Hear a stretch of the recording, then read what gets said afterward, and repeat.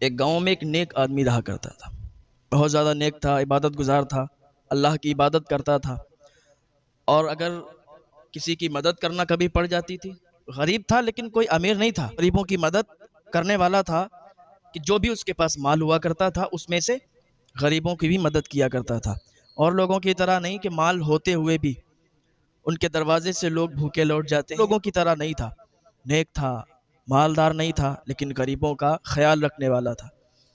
اس کا پڑوسی تھا، وہ اس کا دوست تھا، وہ بھی بہت نیک آدمی تھا۔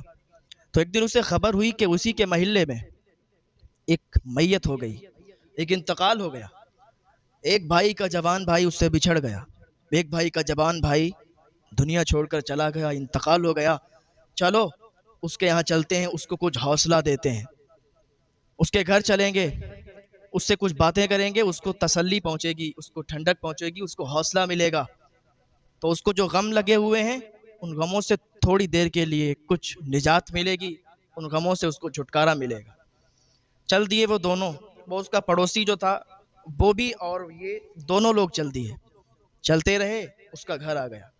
جیسے ہی اس کے گھر پہ پہنچے اس کو سلام کیا، اس نے سلام کا جواب نہیں دیا کیونکہ وہ رو رہا تھا اپنے بھائی کی یاد میں، بھائی کی یاد میں تڑپ رہا تھا، اور بھائی کی محبت تو آپ جانتے ہیں بھائی بھائی میں کتنا پیار ہوا کرتا ہے۔ یہ الگ بات ہے کہ دنیا کے ماحول میں پڑھ کر آج کے چال چلن میں انسان اپنے بھائی بھائی کا دشمن بن چکا ہے، لیکن ہر کوئی ایک جیسا نہیں ہوتا ہے، ہر کوئی ایک جیسا نہیں ہوتا ہے۔ وہ اپنے بھائی سے بہت زیادہ محبت، بہت زیادہ پیار کرنے والا تھا، بھائی بچھڑ گیا تو بہت رو رہا تھا۔ ان دونوں نے سلام کیا اور کہا ان اللہ مع الصابرین، اللہ تعالیٰ صبر کرنے والوں کے ساتھ ہے۔ اے میرے بھائی تم صبر کرو، اگر تم صبر کرو گے تو اللہ تمہارا ساتھ دے گا۔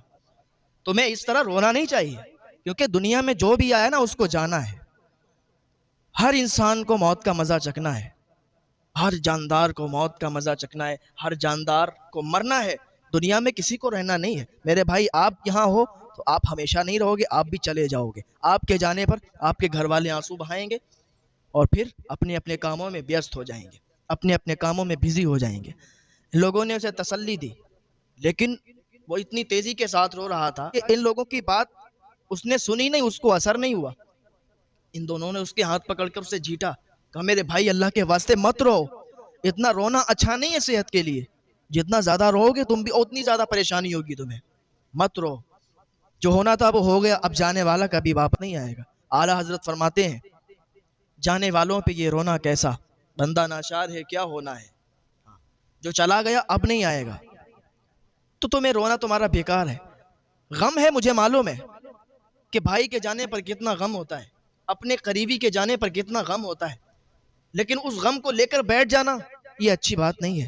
جب اس نے ان لوگوں کی باتیں سنی تو حوصلہ ملا، تسلی ہوئی، لیکن کہا میرے بھائیو میں اس بات پر نہیں رو رہا ہوں کہ میرا بھائی بچھڑ گیا، میرا بھائی مجھ سے جدا ہو گیا، میرا بھائی میرے دل کا ٹکڑا تھا، میرا بھائی مجھ سے بہت پیار کرتا تھا، میں اپنے بھائی سے بہت پیار کرتا تھا، لیکن میں اتنا جانتا ہوں کہ جانے والا کبھی واپس نہیں آتا، اور یہ اللہ کی امانت ہے، اس نے اپنی امانت لے لی، تو کسی کو یہاں جینا نہیں ہے، کسی کو ہمیشہ یہاں رہنا نہیں ہے۔ تو ان دونوں نے کہا کہ میرے بھائی جب آپ کو یہ سب معلوم ہے تو پھر کیوں روتے ہو، کیوں اتنی تیزی کے ساتھ رو رہے ہو کہ آپ میری بات نہیں سن رہے ہو؟ اس نے کہا میرے بھائی ہم اس لیے نہیں رو رہے ہیں، بلکہ ہم اس لیے رو رہے ہیں کہ میرا بھائی جب مرا، میرا بھائی کا انتقال ہوا، ہم نے اس کو نہلایا، غسل کروایا، اس کو کفن دیا اور دفن کرنے کے لیے قبر پہ لے گئے، دفن کر دیا، دفن کر کے لوگ واپس چلے آئے، لیکن میں نہیں آیا، میں اپنی بھائی کی قبر پر رک گیا۔ تھوڑی دیر قبر پر رکا تو میرے بھائی کی قبر سے ایک دم چیخنے کی آواز آئی کہ مجھے باہر نکالو، مجھے باہر نکالو میرے بھائی، مجھے یہاں بہت تکلیف ہے۔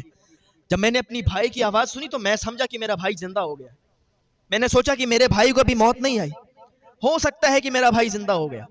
میں نے قبر کو کھودنا شروع کر دیا، جب میں نے قبر کو کھودنا شروع کیا تو آواز آئی اے بندے تو قبر کو کھود نہیں سکتا، اے شخص تو قبر کو کھود نہیں سکتا، یہ اللہ کے رازوں میں سے ایک راز ہے، اس کو پوشیدہ رہنے دے، اس کو باہر مت کر، اس قبر کو مت کھود، لہٰذا تو یہاں سے چلا جا۔ میں نے جلدی سے جب یہ آواز سنی تو جلدی سے اس قبر کو ویسے ہی بند کر دیا اور پھر میں چلنے لگا، اور جب میں چلنے لگا تو پھر آواز آئی، میرے بھائی نے مجھے پکارا اور کہا میرے بھائی مجھے باہر نکال لو، مجھے باہر نکالو، مجھے یہاں بہت تکلیف ہے۔ میں پھر بھاگا، اور پھر میں نے قبر کو کھودنا شروع کیا. جیسے ہی میں نے قبر کو کھودنا شروع کیا پھر آواز آئی کہ اے شخص تجھے سمجھ میں نہیں آتا کہ تجھے یہ قبر کھودنی نہیں ہے, تو قبر مت کھود, یہاں سے چلا جا. میں جلدی سے قبر کو بند کیا, واپس آیا. جیسے ہی پلٹا تو پھر آواز آئی کہ میرے بھائی مجھے نکال لے. میں نے سوچا کہ شاید کہ میرا بھائی زندہ ہے اور اسی لیے مجھے بار بار پکار رہا ہے, ورنہ یہ مرنے والا کس طریقے سے پکار سکتا ہے. اس لیے کہ میرا بھائی یہاں پر زندہ ہے, اگر وہ زندہ ہے تو میں اس کو نکالوں گا. تیسری بار میں گیا, میں نے قبر کو کھودا, آواز آئی کہ مت کھود, لیکن میں کھودتا رہا. جیسے ہی میں نے تختہ پلٹا, قبر میں جو تختہ لگا تھا میں نے ہٹایا تو میں نے کیا دیکھا کہ میرے بھائی کو قبر میں شدید عذاب ہو رہا تھا. اس کے جسم پر کیڑے ٹے ہوئے تھے, اس کے ہاتھ زنجیروں میں بندھے ہوئے تھے. میں نے جیسے یہ حال دیکھا میں نے سوچا میں اپنے بھائی کو ان زنجیروں سے چھٹکارا دلا دوں, میں اپنے بھائی کو چھڑا لوں. میں نے ان زنجیروں کی طرف ہاتھ بڑھایا اور جیسے ہی میں نے زنجیروں کی طرف ہاتھ بڑھایا, میرے ہاتھ جیسے ہی زنجیروں میں لگے, زنجیروں میں ٹچ ہونا تھا, جیسے ہی میرا ہاتھ زنجیروں میں ٹچ ہوا کہ میری انگلیاں قطر گئیں.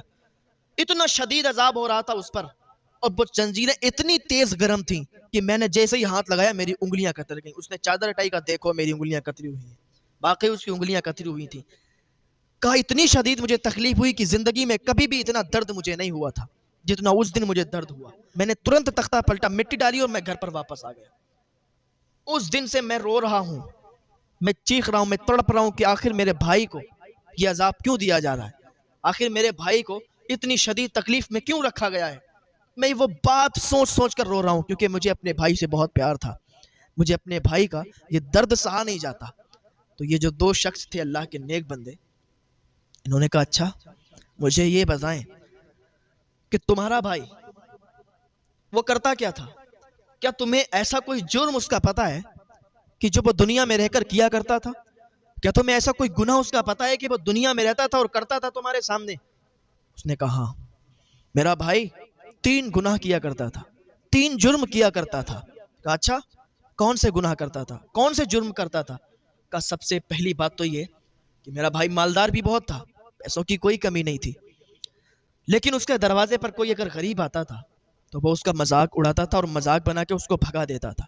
کبھی بھی اس نے غریبوں کی مدد نہیں کی, کبھی بھی اس نے غریب انسان کو اپنے پاس نہیں بٹھایا, کبھی بھی اس نے بھوکے کو کھانا نہیں کھلایا. اور جو انسان بھوکا ہوتا ہے, انسانیت کیا چیز ہے کہ دھرم کوئی بھی ہو, کسی دھرم کا انسان آپ کے پاس آئے, انسانیت یہ ہے کہ اگر وہ بھوکا ہے اور آپ سے کھانا طلب کر رہا ہے تو آپ اس کو کھانا کھلائیں, یہ انسانیت ہے. انسان کے اندر اگر انسانیت مر جائے تو انسان جانور بن جاتا ہے. انسانیت یہ کہتی ہے کہ کسی دھرم کا انسان آپ کے پاس آئے, اس کی آپ مدد کرو, اگر بھوکا ہے تو اس کو کھانا کھلاؤ. اس کا ایمان اس کی جگہ اپنی جگہ ہے, لیکن انسانیت یہ ہے کہ آپ اس کی مدد کر دو. لیکن یہ کسی کی مدد نہیں کرتا تھا. اللہ تعالیٰ اس کو کبھی بھی غریب نہیں کرتا, اس کو کبھی بھی بھوکوں سے نہیں مارتا. جو بندہ غریبوں کی مدد کرتا ہو, جو بندہ بھوکوں کو کھانا کھلاتا ہو. آپ کو میں ایسے ہی بتاؤں کہ غریبوں کی مدد کتنی ضروری ہوتی ہے, کہ غریب لوگوں کی مدد کرنا اگر کوئی کرتا ہے تو اس کے کیا فائدے ہوتے ہیں اور کتنا ثواب ملتا ہے. ایسے ہی مجھے ایک واقعہ یاد آیا کہ حضرت فاروق اعظم رضی اللہ تعالیٰ عنہ کا دور تھا, اور اس دوران ایک غریب تھا جو کہ دیہاتی تھا, اس کی جو بیوی تھی وہ پریگننٹ تھی.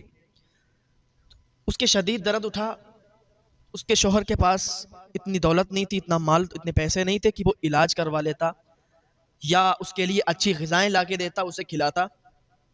تو اس نے اپنی بیوی سے کہا کہ اے میری شریک حیات, آج میری حیثیت اتنی ہے, آج میں اس قابل نہیں ہوں کہ میں تمہارے لیے اچھی غذائیں لاؤں, میں تمہارے لیے اچھا کھانا لاؤں, اچھے پکوان تمہیں کھلاؤں. اس ٹائم جو یہ حمل کا ٹائم ہوتا ہے نا, جو پریگننٹ عورت ہوتی ہے, جو یہ ٹائم ہوتا ہے, اس ٹائم میں عورت کو اچھے اچھے کھانے کھلانے چاہیے, اچھے اچھے پھل کھلانے چاہیے تاکہ اولاد اچھی ہو, بچہ اچھا ہو. لیکن اے میری شریک حیات, میں اس قابل نہیں ہوں کہ میں تمہارے لیے سب کروں. لیکن ہاں حضرت عمر فاروق اعظم رضی اللہ تعالیٰ, میں حضرت عمر فاروق اعظم کے پاس جاؤں گا, میں ان سے کہوں گا, وہ رحم دل بھی بہت ہیں, تو ہو سکتا ہے وہ ہماری مدد کر دیں, ہمیں کچھ پیسے دے دیں جس سے میں تمہارے لیے اچھے پکوان لاؤں, تمہارے لیے کچھ میوے لاؤں, تمہارے لیے کچھ اچھا کھانا لاؤں. اس نے ایک سوچا کہ چلو حضرت عمر فاروق اعظم کے پاس چلتے ہیں، تو ساتھ میں اپنی بیوی کو لیا. اکیلا تھا، بیوی اکیلی رہ جاتی تو پھر اس کی دیکھ بھال کون کرتا؟ بیوی کو ساتھ میں لیا اور چل دیا. چلتے چلتے حضرت عمر فاروق اعظم رضی اللہ تعالیٰ عنہ، بادشاہ وقت حضرت عمر فاروق اعظم رضی اللہ